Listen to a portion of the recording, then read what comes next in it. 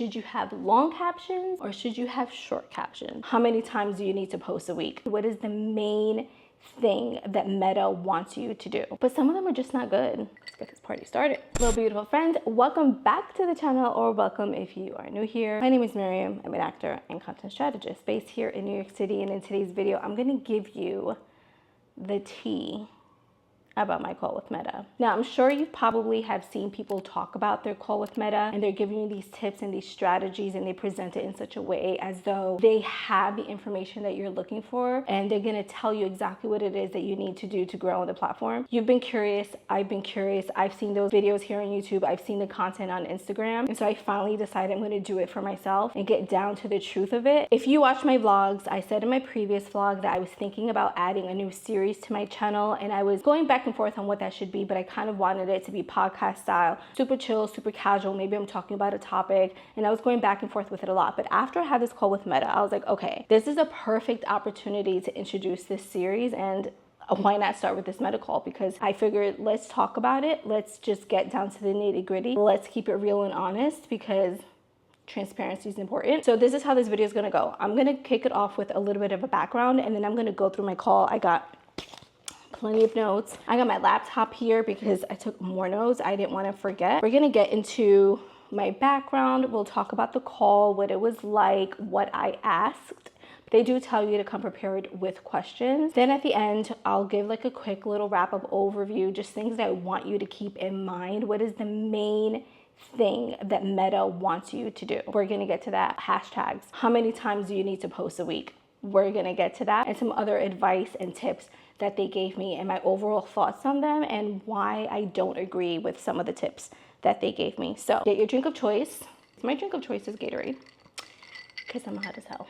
My background, for those of you that don't know, yes, I am an actor, but I have been in the advertising social media space for a very long time and creating content for well over 10 years. I was about to say 10 years, but it's been well over 10 years. But I also work in this space. This is my day job. I work with brands, and I'm looking at social media content all the time, and I'm talking about strategy, and I'm using all of these different tools. So I'm very well versed with Meta and their offerings. So just keep that in mind. Despite me being in this space, I too question, right? Myself, my knowledge. We all go through it, and we are all getting advice from different sources, whether it is from social media experts on Instagram or TikTok, or we're, looking at different articles like Social Media Today and like all these other places, and we're getting our information from there. And then it gets to a point where you just kind of feel like, well, what is the truth?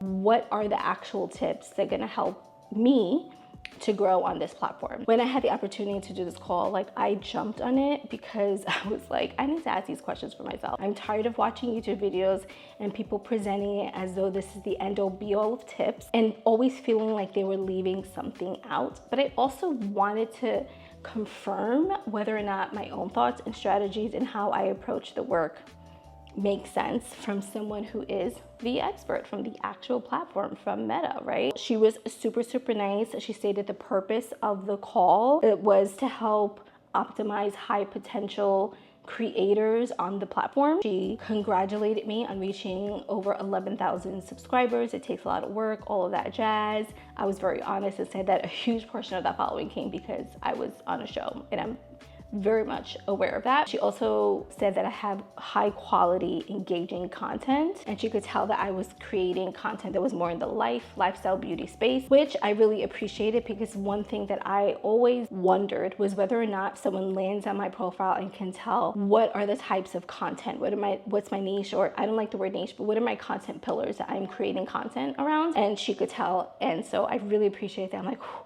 okay, cool. That is evident. That is a very good sign. We talked about that. I also mentioned that I work in this space, and I've been, doing this for a very long time. And so I know that one of the main pieces of advice that people give to you is to be consistent on the platform. And so I said to her, I've been struggling to grow. I've been very stagnant. And so I was wondering, is the reason for me being stagnant the fact that I've been inconsistent the past few months? I was very honest. I was like, life has been life, and I've had life events. I needed to take a mental break. I needed to step away. That's my priority. So is it a combination of lack of consistency, or is it the fact that I do have this dual audience? I have people that I know follow me from me being on Orange is the New Black, and I know that I have people that follow me because of my content, whether that is from Instagram or because they found me through my blog. So which one is it, or is it a combination? She confirmed that it's a combination. Yes, you need to be consistent on the platform, and you need to be a little bit more specific with the content that you create. That is what she said to me.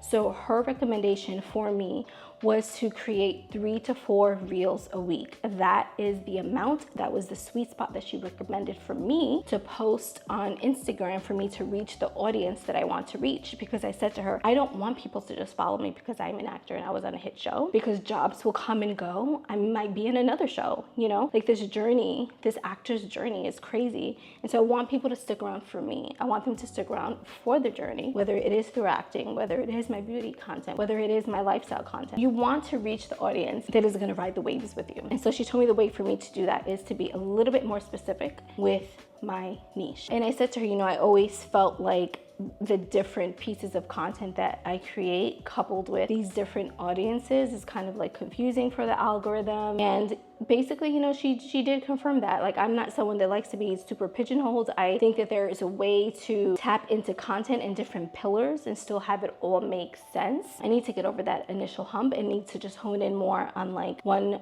piece of content type, do that consistently for a few weeks and look at my insights. That's something that she recommended. And I also asked about hashtags. You guys are well aware, you know, Adam Was Serious said not too long ago, they recommend 3 to 5, 3 to 8 hashtags, and people were just pushing that hard. And it's like, really? That's it? If you're someone like me who's creating lifestyle, beauty, skincare, curly hair, 3 to 5, 3 to 8 may not be enough. She said something that I appreciated that a lot of people do not say. She said, it depends. You do what works best for you. Do what works best for your audience and for your content. But she did advise to make sure that I'm not using anything that's like overly saturated and isn't specific, like explore page, which I did not do.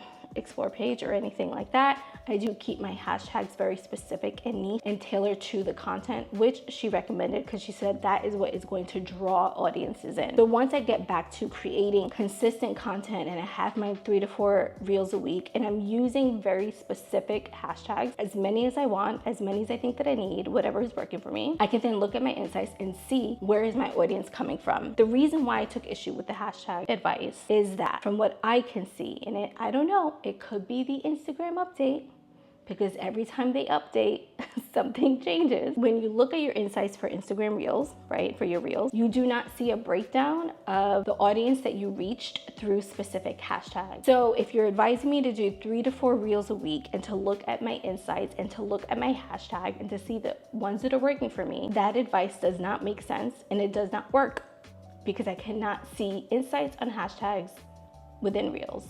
In terms of looking at your insights, she also, you know, pushed the thing that you've probably already heard, like looking at your insights to see the best times that you should be posting based on when your audience is active and things like that. I also kind of disagree with that advice because I think it's just a very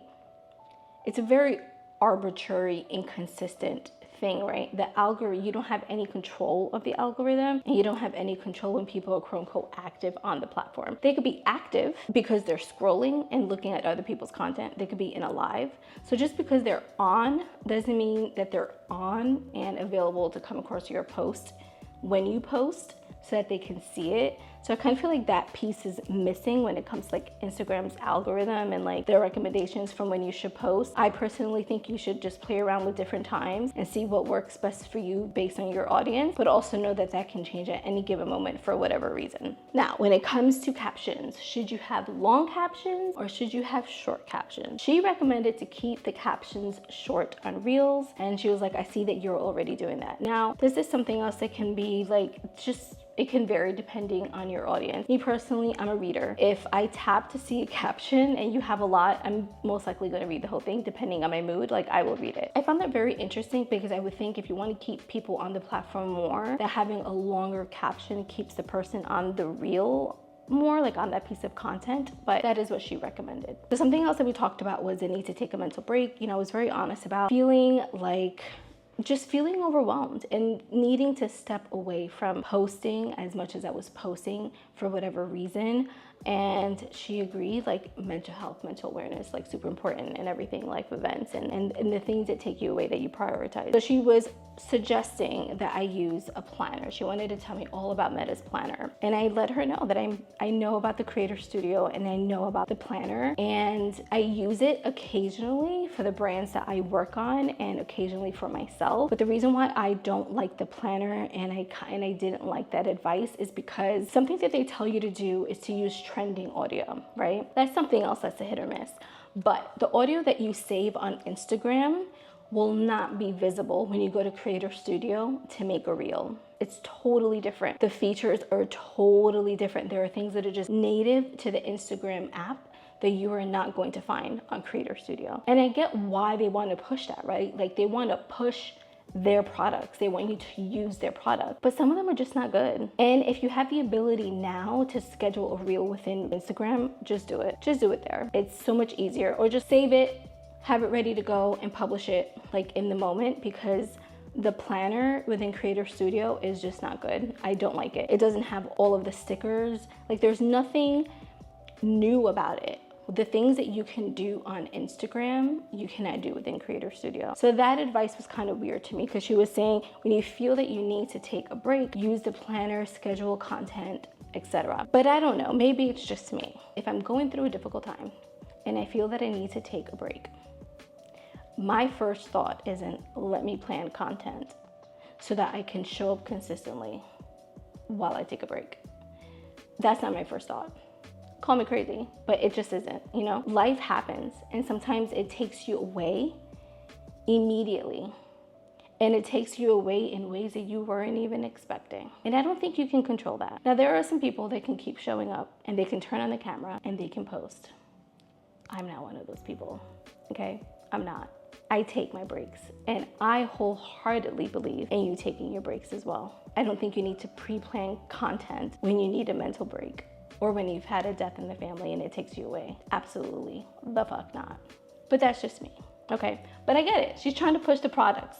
Cool. She got that point in. But like, I was like, in my head, I was like, nah, we're not doing that. Before I forget, I do want to talk about the email that she sent me, because she said she would send a recap of our conversation. And when I got that email, it was so incredibly generic. So for Threads, she said to complete your profile. My profile's done. Create a welcome post, done. Like I was on Threads when it was available. Use likes and replies. The key ways to engage on Threads are through likes and replies. People can engage with your content using likes, yada, yada, yada. Repost and quote, connect, discover, and follow, share posts. For Reels, she said use hashtags.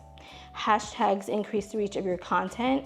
Make the hashtags as specific as possible, appealing to your vertical or your base. Okay, don't use explore page, don't use viral, etc. Use your location though. Use brands that you want to attract, etc. Use insights. We know that. Everyone says that all the time. Use the insights. Look at the professional dashboard or the Meta Business Suite. Understand where your audience is active, etc. This can help with demographics, yada, yada, yada. We already know that stuff. I already know that. That wasn't like new. And again, that's super, super specific to me. Post consistently. Yep, very consistently. Best practices for audio. Add music to your reel by tapping the audio icon. You'll see an expanded browser where you can search for music by genre or theme. Use a song's beat as marks for dance moves, editing, transitions, and effects. If you're interested in monetizing, original audio is best. Editing features, this is what I said, where I feel like they're trying to push more of their tools and their features, and they want you to edit within the app. Reels has a fantastic editing feature: mirror, speed, zoom, crop, reverse, etc. They have AR effect like infinite zoom, motion blur, light leak, etc. But like I mentioned, I do not like editing within Reels, and I don't like creating Reels within Reels because I don't like how some of the editing features work. I think it's very clunky. It's always freezing on me. It crashes. I think it's a waste of my time personally. And if I'm trying to be efficient in my editing process and getting Reels up, then I'd rather use the things that I know work. I don't know. It just doesn't work for me, basically, is what I'm getting at. Collabs. You can use Instagram collabs to co-create Reels with other accounts.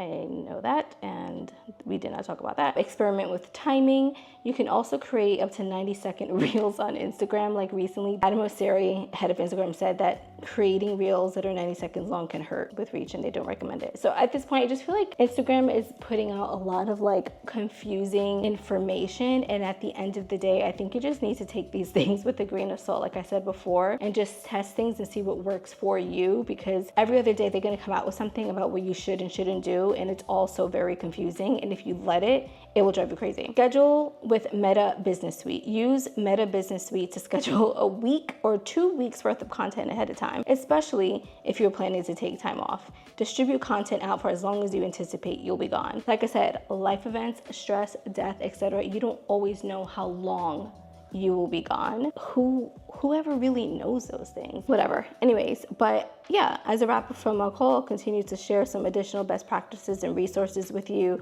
over email the next few weeks, etc. Basically, in a nutshell, this email, in my personal opinion, could have been sent to anyone.